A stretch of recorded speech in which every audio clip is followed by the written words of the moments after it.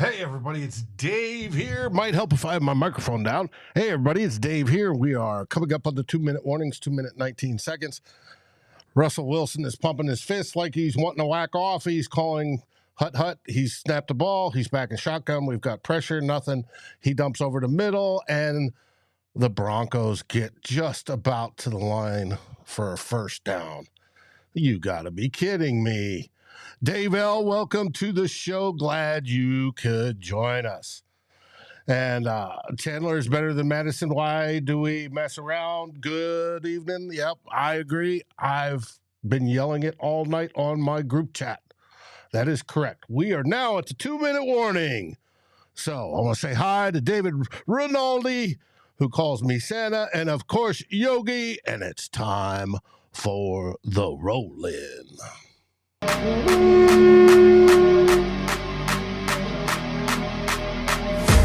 Welcome to Vikings First and SKOLs, live at the 2-minute warning.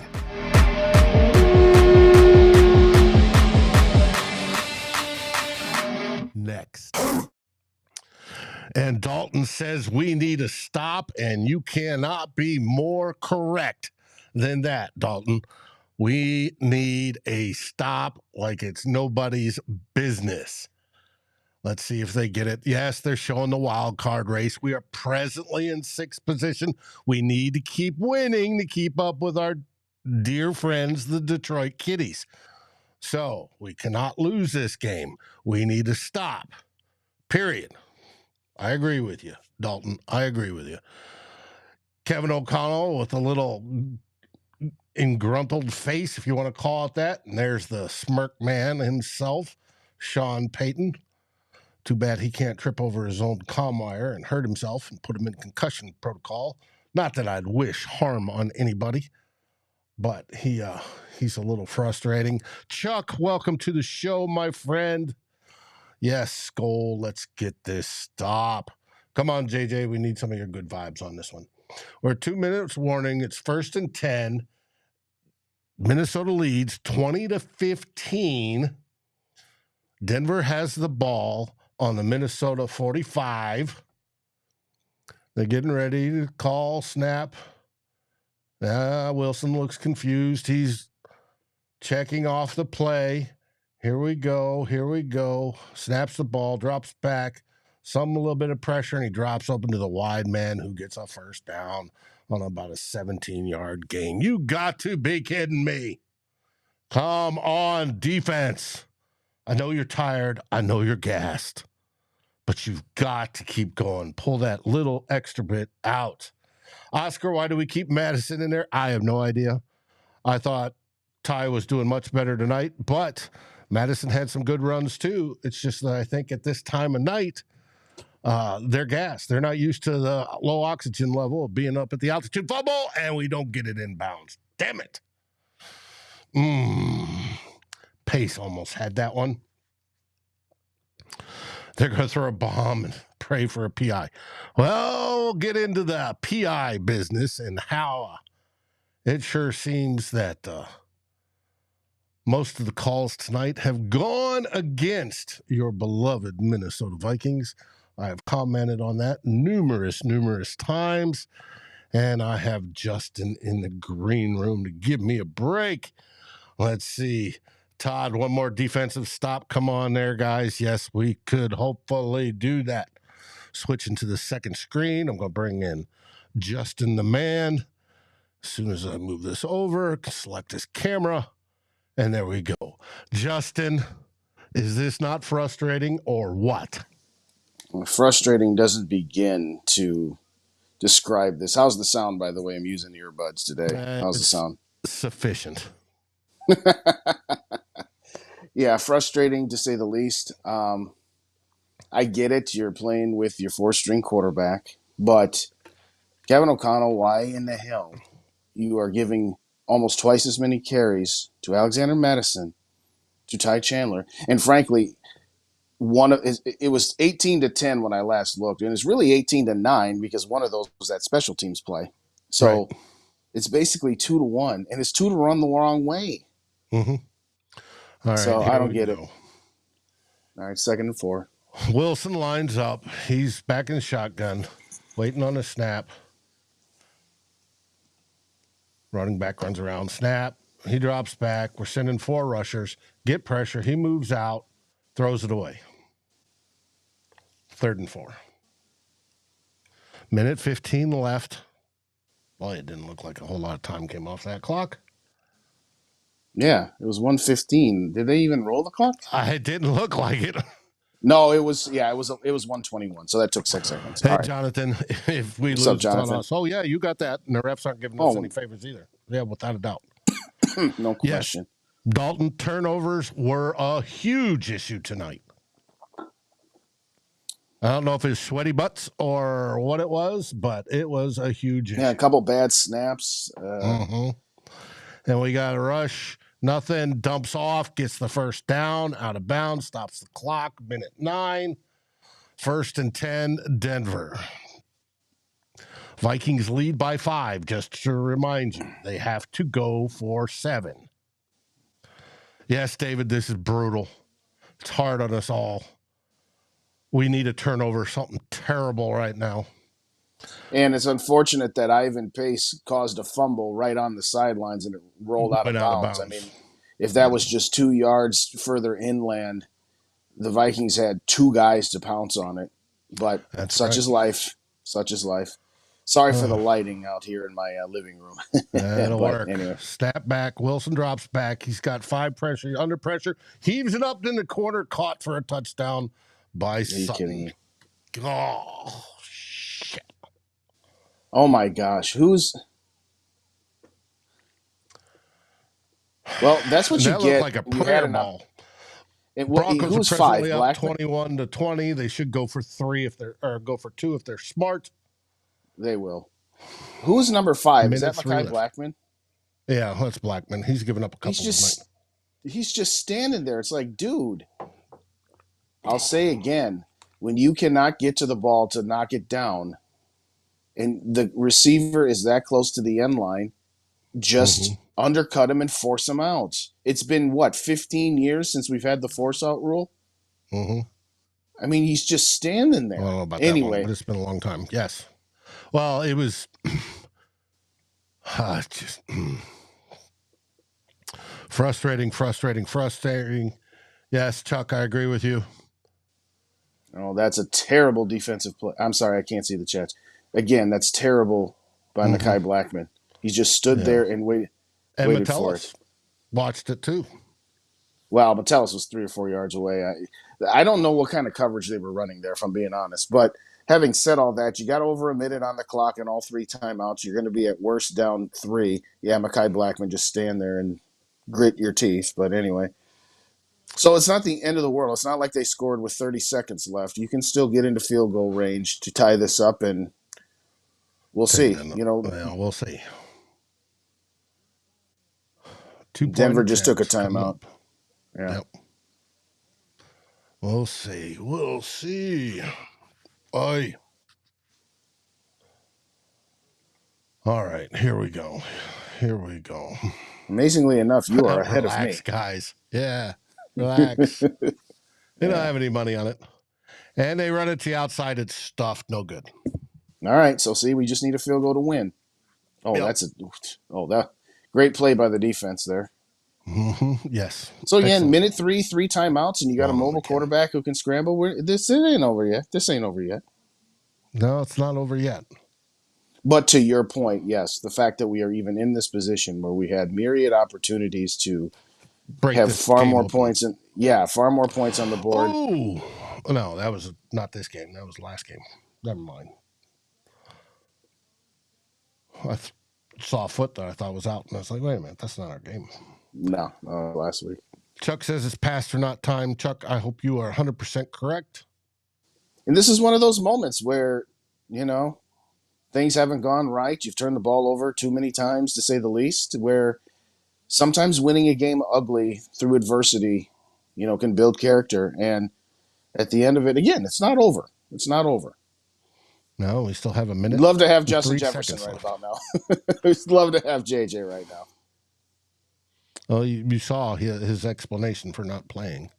No, I didn't see that. What happened? they'd asked him about it, and he says he's not quite 100%, nor is he built up to have the stamina to go a full game. Yep, Dalton field goal wins, but we've got to get from the 25 into field goal range. Mind you, they're in Denver, so you could probably, well, again, we're talking about Greg Joseph. And you can add 10, yes. Yeah. You've got to get at least their side of the field. Minimum. Right. I mean, you get to the 35, that makes it 52, but realistically, again, with the thin air. But, all right, here we go. Let's do this, boys. First one's caught. No, is dropped. Hawkinson. Seriously? I don't know if it was caught or dropped. Looked like he caught it was dropped. No, it was knocked out of his hands. Incomplete. First play. Took 5 seconds. Boy, we know whose side the clock operator's on. Yeah. Anyways. And again, you only need to get about 30 yards to get you to 45. Yeah. All right. So you just need a couple first downs here. You don't need to Dobbs panic. Flips it over to a wide open Jordan Addison. He's a yard short of the line of gain, but he did step out of bounds to stop the clock with 54 seconds left. Minnesota still has all 3 of their timeouts. Denver has 1 left. Let's see how this goes. Clifford, yes, this most likely will come down to Greg the leg if we can get close enough. We'll find out. They're lining up.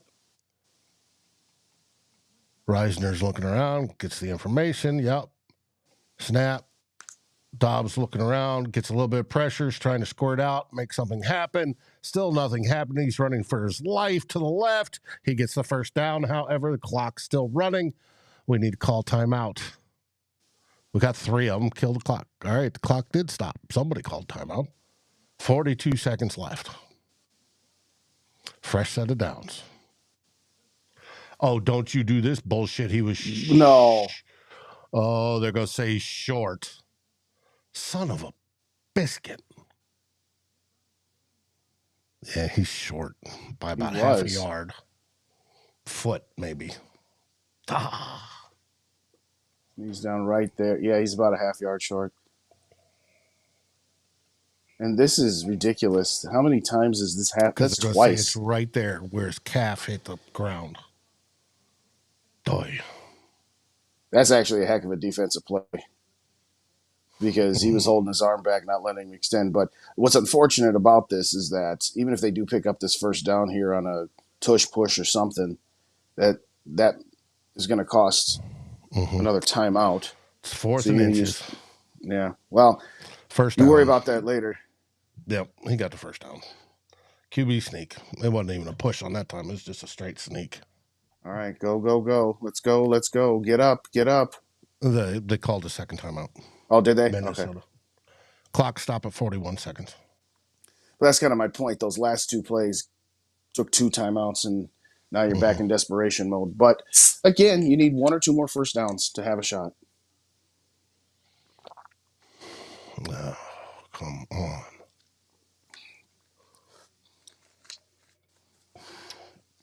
What's everybody thinking so far? Heart attack game? Do you like this? Chuck is like, oh. Well, we knew this was going to be a tough game. We knew that it was going to be a tough game. Ultimately, when it's all said and done. This tough. Well, that's true. All right. They're lined up on the 36. Dobbs gets the ball, drops back. He has plenty of time. Hits Hawkinson, but it's knocked out of his hands again. 36 seconds left. 2nd and 10. Having said that, even if he catches it, it's 5 yards and the clock's running. So you've got to be closer to the sidelines to be able to step out of bounds and not be catching it and getting tackled in bounds at this point. Or you just got to go 15 yards down the middle of the field. Oh, pow. Dobbs was just chucking the ball up rather than run. Yeah, who knows? Could be. Clifford, always a heart attack game. Oh, no. Dobbs running around scared. Almost sacked. He heaves it up. Nobody over there. It's throwaway. Can we please get in field goal range? That's the goals. 3rd and 10, 28 seconds left. Vikings need a first down. They need to get to approximately the 46, 47-yard line to get that. Dobbs was lucky he didn't get sacked on that one. He's been strong when he's gotten hit and attempted tackles tonight. I got to give him that. He stands in there. Yeah.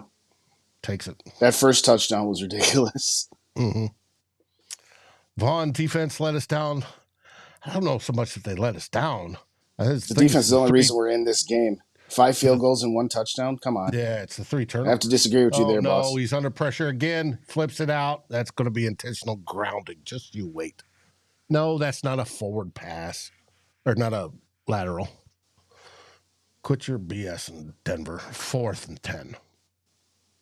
I'm surprised they didn't call that. Yeah, there's the flag. They'll call it intentional grounding. It'll be 4th and 20. Or from wherever the spot was. However, they do this one. Oh, frustrating. Okay. I don't have the volume on, so I can't tell you exactly what they're saying, but I believe it's intentional grounding.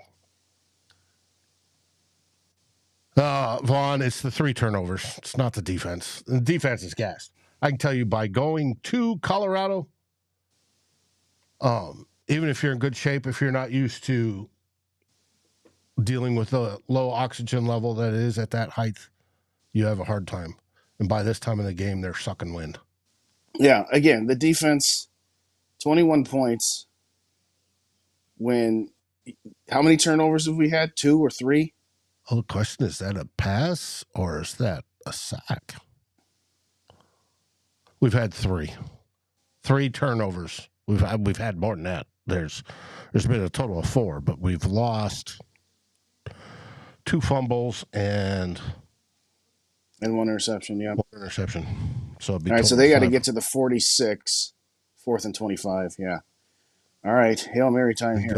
Maybe get a pass interference. Maybe. And that's it. Your Vikings go down. Final score will be 21-20. All Denver has to do is come in the victory formation, and that is it. But hey, the Vikings covered the 2.5 if you partake in such things. Mm-hmm. I'm going to go to the studio. I got a few minutes for you. I'll get you a few, so I'll be back. All right. See you when we get back. All right, everybody, that is it. The Vikings have not won their 6th consecutive game in a row. They lost on this one. Jonathan, that Madison fumble and field goal range killed us. Yes, that was one of them. Like I said, they had 4 fumbles today, lost 2 of those, plus the interception. That is just unbelievable. Yeah, Clifford, the game's over. We've lost. Unfortunately, it's not officially over. We've got 16 seconds, but they just kneeled down and it's going to run out, and it's over. Vikings do not win their 6th consecutive in a row, and they drop a game.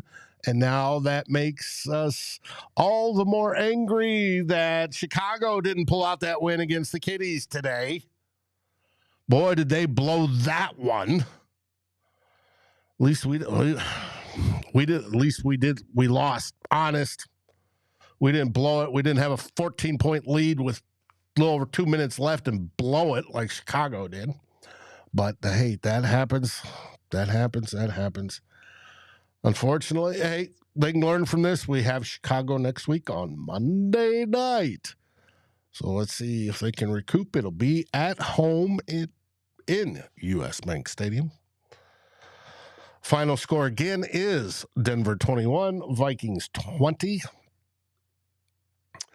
Brian, the conservative play calling, yes, there was an issue with that. It was either too fancy. There's a few calls that were just too fancy.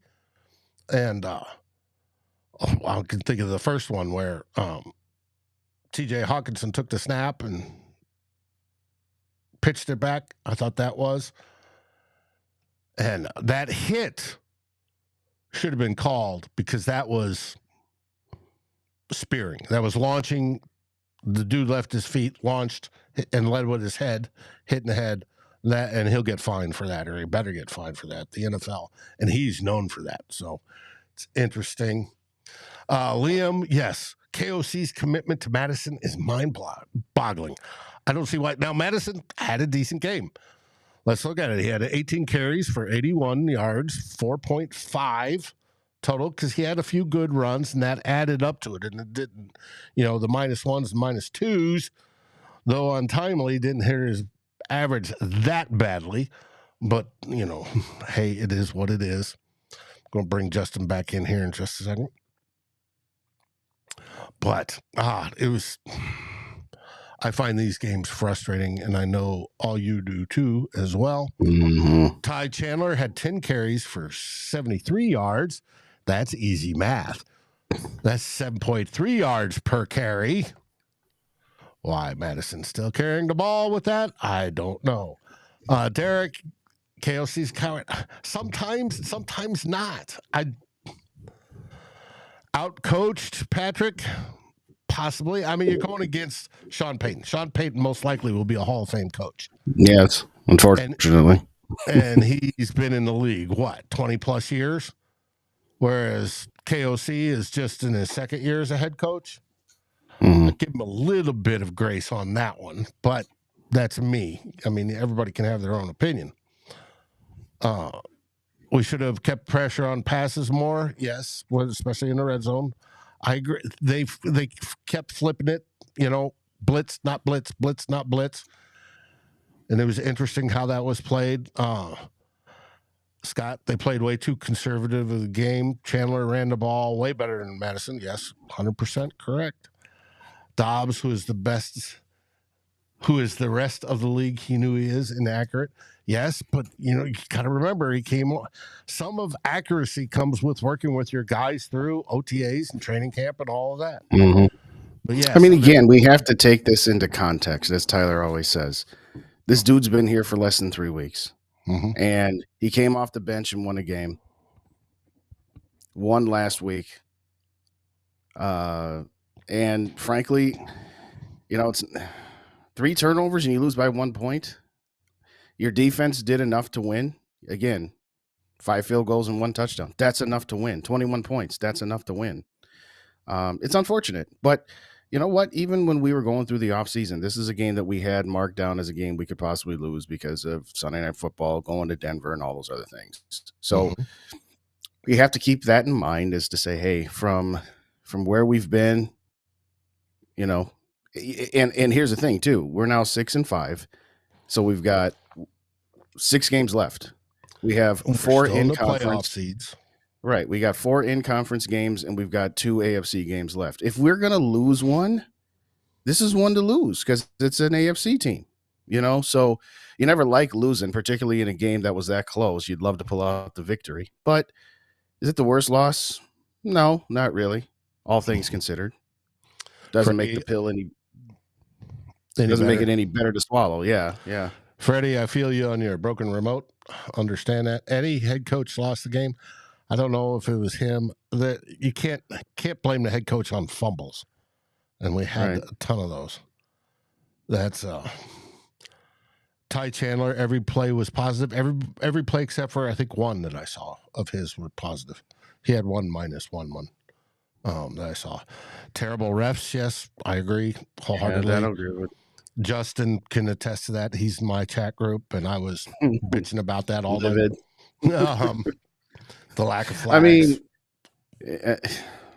on Denver when they were. I hate putting games on officials, but that very first fumble, I mean, that should have been a flag. I mean, even the official guy in the booth said, "Hey, that should have been a flag." I don't know. To me, you played kind of not to lose again because, and it's something that Darren said in the group chat. It's like, I think KOC might be a touch gun shy now because of the bad things that have happened, and you can't play scared. Right. Because if you play scared, money don't make money, as they say. That's true. But to I forget who said it earlier about KOC being outcoached. Yeah, he probably was. Now, as you said, is it really all that surprising when you're talking about a potential Hall of Fame coach against a second-year coach? No, not really. But again, I almost don't even want to go down this road because we've gone down it for about 3-4 weeks. Why in the heck Alexander Madison is getting more touches than Ty Chandler or at the time Cam Akers or whoever the hell else is beyond me. I don't know if Alexander Madison has pictures of KOC in a compromising position. He's blackmailing him and saying, no, you're going to still give me the damn ball. I don't know. And I say that firmly with my tongue in cheek, but I don't get it. It would seem to me, this reminds me of last year when you pull off that miraculous victory against the Bills, and then you come home and you laid an absolute egg against the Cowboys. And we all said, maybe it's time for Ed Donachelle to go. Well, you had the Thanksgiving Day game 4 days later, so you're not going to make a move at that point. And then they came out and won that game. But, the one weakness I see with O'Connell as a head coach is that at times he's a little too loyal. And at times it's like, okay, there's an obvious move to be made here, and you don't want to make it. Why? I don't know. I don't know why that is, but it's like last year, you should have taken play calls away from Donachelle defensively or fired him. And right now, it's kind of the same thing with Alexander Madison. Why you're trying to make him a bell cow? And don't get me wrong, Alexander had some good runs today. But I'm just saying, Ty Chandler had some great runs today, and he should be the featured back. Period. End of discussion on that point. So. Well, like I said, Madison had 18 for 81 versus 10 for 73. And those 73, there's a bigger run rate, win rate. Josh had 8 for 21. Most of those were scrambles, only a 2.6. He did get the touchdown. That was a good scramble on his part. Sarah almost died earlier tonight. Her car did 360s. I'm assuming that's weather, and you weren't doing those intentionally. So I was just going to say, shout out to Sarah for being in the building. I ain't seen you for a minute, but that's like scary. So I'm glad you're okay, obviously, to say the least. Well, 4 360s, if you're out in the middle of nowhere on an empty parking lot's fun. But if you're going down I-94 and start doing 360s, it's scary. It causes your heart to go, oh. No kidding. Or if downtown, we've done that. I've been with my daughter's truck, and it got icy in Virginia, and suddenly she starts going through an intersection, and it's just like, ah. And I agree with Dalton there. The play calling in the red zone has been a problem all year. Whether it's Kirk Cousins, Josh Dobbs, Joe Bag of Donuts, it needs to. I don't understand that we move the ball between the 20s extremely well. We're one of those teams where when you've got a defense that has to defend more than 30 yards, we're good against them. You know what I'm saying? But once you get in that red zone, well, all of a sudden the defense doesn't have to defend the whole field because you're closer to the goal line, and the end zone is only 10 yards. So if you're at the 10, you're only defending 20 yards worth of field. And it just seems that, and it's been a staple definitely all this year and at times last year too, that what is going on with these red zone plays? I don't understand. Yeah. Okay. You're on 30. Okay. I know where that is, Sarah. Well, I'm glad you're all right. In all seriousness, we all are. Gee, but yes, that needs to improve. Now, somebody had complained about TJ Hawkinson. TJ Hawkinson was your leading receiver tonight. He had 4 receptions for 55 yards and an average of 13.8. Second behind him was Josh Oliver with 4 receptions for 47 yards. Tight end. Yep. And then came J.A. Jordan Addison, 3 for 44. He would have had more if that first one wouldn't have been called back on a penalty, and and at least another one would have, if he would have been led instead of the ball thrown slightly behind him. Then we came Chandler, Powell, KJ, and Alexander Madison. And now we're going to 3 pers. And I'm going to bring in the man, the myth, the legend, who I saw on a different show today on wagering. Today, Mr. Tyler Flores. What up, Ty?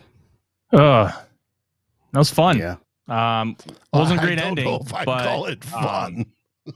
If you like defense, this was a fantastic football game to watch. And I want to give a lot of credit to Vance Joseph. Joseph has been really maligned for a lot of his tenure as a defensive coordinator, especially his time at the end with the Arizona Cardinals. And the hiring of him by Sean Payton was really kind of laughed at by a lot of analysts. That defense played extremely well tonight, and especially how they pressured Josh Dobbs. They knew that if that he was going to stay in the pocket. They knew he was going to try and beat you with his arm. But when he escapes, he doesn't often escape forward. He escapes by spinning around and going around the tackle. So they had really good contain as well. And by having that contain, it makes it easier for the edge rushers to be able to get to Dobbs. And that was the reason that the Broncos won tonight. I'm not concerned about Kevin O'Connell overall as a play caller, but the dichotomy of the first half to the second half, then the adjustments that the last 2 weeks teams have made against this offense, is O'Connell struggling to make a set adjustments to counter. And that's something that I'm going to be having a keen eye on here moving forward, because the Broncos, outside of that one drive where the Vikings ended up scoring that touchdown, they really had our number. And if the Vikings weren't getting rushes for positive yards early on in the drive, they were really able to stifle the passing game.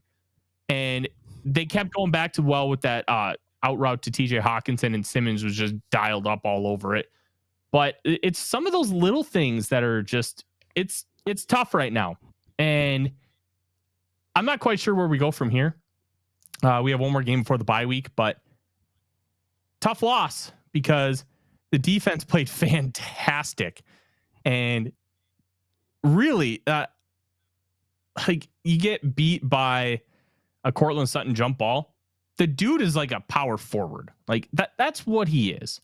And one of my friends, Alex Katzen, who writes for Chargers Wire, great human being, he called him the Sean Kemp of the NFL. And I thought that was a very apt description. Just a tough loss, really good football game. Vikings found a way to cover the spread.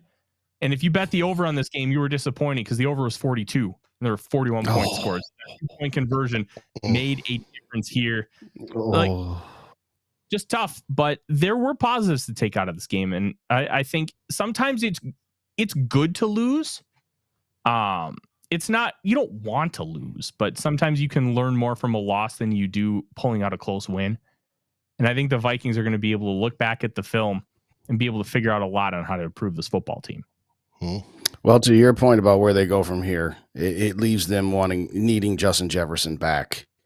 And to Dave's point about him saying, he didn't quite feel right, and, he probably would have been winded, that he's not in total game shape, particularly out in Denver. I hadn't heard that, but to me, it's, you need JJ back on this field, because you had the element of surprise in Atlanta and to a certain extent last week. But as you said, Denver figured out how to contain Dobbs and not let him do some of the things that he had been doing in the first 2 games that he's played in. And getting Justin Jefferson back theoretically would open up a lot of things. But, it just kind of is what it is. And that's a line that I've used. Sometimes when you win, you really lose. And sometimes when you lose, you really win. It's about, can you learn from your mistakes? And I think what we've learned at this point is that, Josh Dobbs is who he is, and he made a great play on that touchdown to Josh Oliver. I mean, he was Houdini-like there. But like you said, if we don't have a run game to start off drives, they don't go anywhere. Yeah, it was tough because some of like the easy pitch and catch stuff that we've become really accustomed to the Vikings being able to hit, it wasn't there tonight. And I don't really have a great answer for that without being able to kind of tell 22 secondary is a very good secondary. Yeah, it's fine. You obviously have Justin Simmons, who's really good. You have Patrick Surtain, who's really good, arguably a top 5 corner in the league. And outside Quinlan. of that, it's fine. It's not great. And it can be exploitable, but it's not just the secondary.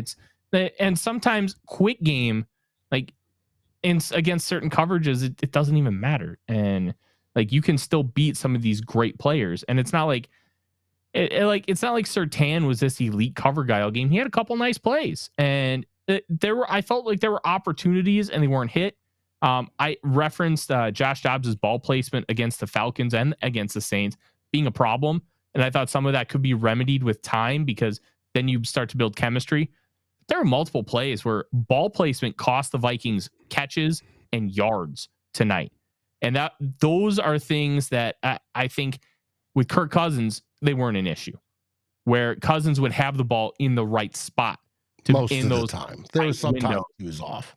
Dave, I'm talking it overall. All right. So Cousins would be able to thread the ball. Like Pat Surtain had a pass breakup on a Jordan Addison dig route. That ball was thrown about 3 feet behind where it should have been. And that's the only reason why Surtain was able to break it up. Cousins is going to have that ball in stride instead of where Addison has to reach back like this. And sometimes, like, football's a game of inches, and those inches matter. The Vikings defense were 0-4 to start the game in the red zone. The only touchdown they allowed was that one to Cortland Sutton at the end of the game. Like, you can't keep putting the defense in these positions. They can't keep bailing you out.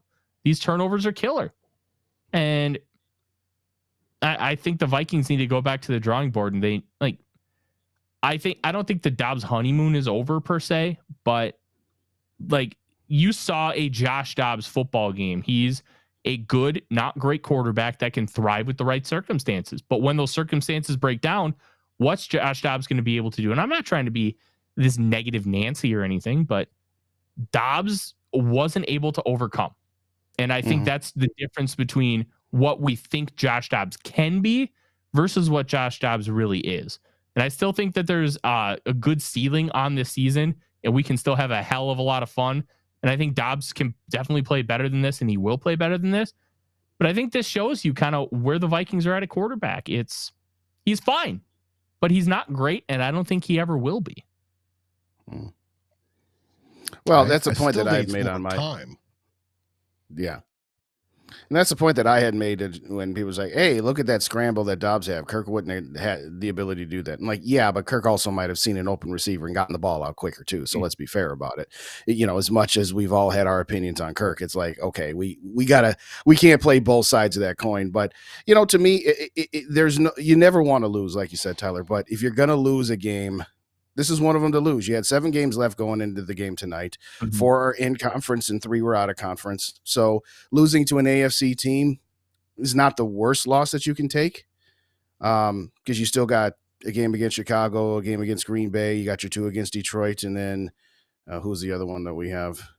No, I think that's it. Yeah, those are the 4 conference games left. So they're all division games. So you can still make hay. You're still in the playoffs. You win those 4 conference games, and maybe you get one other game. You're in good shape. It's just disappointing. That's the word of the night, is disappointing. Is you had an opportunity to really put, you know, your hands around the throat of getting in very good position to, you know, get into the playoffs. But, you know, hopefully we can get Justin Jefferson back next week.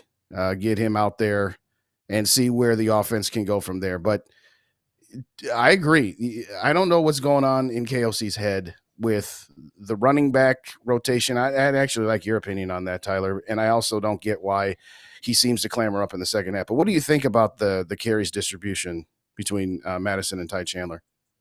I didn't really have an issue with it per se. And sometimes it's really hard to understand some of the little nuances with running backs until you look at the all-22 view, which is why on my show, I say, hey, go get NFL Plus and watch the all-22, because you will find yourself to be a more educated football fan. And you and I may still disagree at the end of the day, but you will have formed your opinion with the most information that you can get. And to me, that's really important here. You want to have the most information that you can have, and that's where the all-22 comes in. Madison is able to see things better in zone runs. The explosive runs that we're seeing from Ty Chandler are great, but they're gap runs. So the difference between gap and zone runs, zone is you're going to have like 6 different potential holes. You have to find it in real time.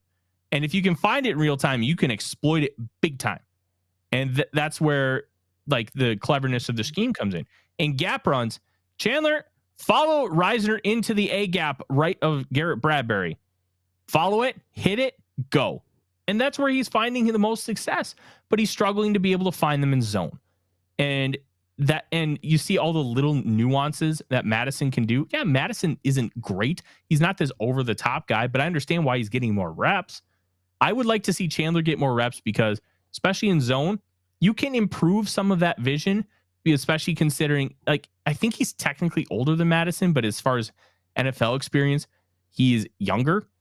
Like, get him some reps, get him in the game, and let him run the football and be able to kind of figure some of that out on the fly. You can utilize him in gap runs. And hey, outside of that fake field goal, he ran for almost 50 yards tonight. He was pretty decent, but sometimes those little things matter and they add up, and that's why Madison's getting more of the touches. I'm really just intrigued to see what KOC had dialed up in the second half, and that's where the all 22 comes in again, because sometimes you have the right play called and the offensive line just gets blown up and there's nothing you can do about it. And like against the Cowboys last year, the 40-3 loss, there were multiple instances where the Vikings had perfect play calls, wide open receivers. Cousins couldn't do anything because the offensive line was letting pressure get to him in like 2 seconds. So I'm not going to speak with any kind of real conviction, but it feels like the vibes are telling me that Kevin O'Connell is getting out adjusted in the second half, and that's frustrating. Mm-hmm. There's folks saying there wasn't a deep pass. I remember one to Addison that got called back because of a penalty that was pretty deep. It was like 10, 15 yards, I think. Oh, I was thinking it's more like 25. But yeah, I mean, it's hard to call deep routes when the offensive line is struggling against these pressure packages and these fronts and how they're stunting. Vance Joseph beat the offensive line tonight, and that's the whole reason that the Broncos won the game. We saw Darisaw get beat, or I did. Saw him get beat straight up. So that's an interesting one, and something that I had mentioned a couple weeks ago. One of the things with Kirk Cousins, he had this drop point where whatever drop he was using, he would finish at the exact same spot. He was kind of robotic that way. And we made fun of him for being robotic, but sometimes it was great. One thing Darisaw would do is he knew the point and he would push edge rushers around that point. Well, you can't do that the same with Dobbs, because Dobbs will try and escape the pocket, and sometimes he'll escape right into pressure. Right, but he was beat before that. But there were a couple times where I saw that, and it's like, right, you're going to have to change your strategy, Darisaw. That I can understand. But no, on the one I'm remembering, he was beat way before that. And it happens. Even to the best of them, it happens. Sometimes you get beat. The whole idea is not to lose as long as possible. But there are going to be reps, even against the best defenders, that you every once in a while are going to get beat. It happens. Yeah. And that you just got to suck it up and go to the next play and win the next rep. And you got to look at it that way. And you got to, just like, a quarterback throwing a bad ball, you got to flush it and go to the next play. It is. And that's what they need to do to this game, is watch it, learn from the mistakes, then flush it and go on to Chicago. You get the Bears at home next week, Monday Night Football, going into the bye 7-5. You're in good shape. And all things considered, with losing Cousins and losing Jefferson for as many games as you have, you take that. Mm-hmm. But right now, it's a little too, seriously, how do we let them off the hook? Kind of like the Bears let the Lions off the hook. It's had them. They had them. But yeah, defensively, you can't say anything bad about the defense. Yeah, they gave up one at the end because they've been on the field bailing you out, holding on to 5 field goals. I'm sorry. You can't put much on the defense. You can say a couple of play calls here or there where they're only rushing 3, where once in a while maybe you should have rushed a couple more and changed that up. Okay, maybe, sure. But by and large, defense kept you in this game. Mm-hmm. Corey talks about the thin air in Denver, and I've referenced it too. That he goes hunting and even in shape, he's hurting. I told the story when I went to NCO Academy down in Colorado Springs. They had us on the first day do 18-inch step-ups onto a platform, up, down, up, down, up, down, up, down, up, down. They hooked up a monitor to us, and they measured our VO2 max, how efficiently we're exchanging oxygen into our blood. And everybody was dying. We'd hit the 2-minute point and you were dying. It was like you could barely breathe, and it was horrible. But within 2 weeks you adjusted and you got better at it. But football teams don't have 2 weeks. They flew out yesterday.